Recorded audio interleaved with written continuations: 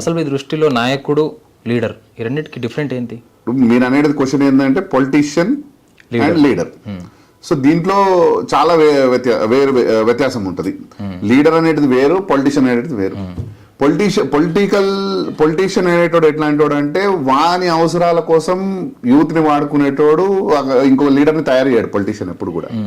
So తన ఎదగాలనే చూస్తూ ఉంటాడు స్టెప్ బై స్టెప్. తను ఎదిగిన తర్వాత తన ఖాందాన్ల నుంచి వచ్చిన వాళ్ళు తన పిల్లలో తన భార్యనో తన ఇంకొకరో ఎదగాలని చూస్తాడు ఒక లీడర్, సరే ఒక పొలిటీషియన్.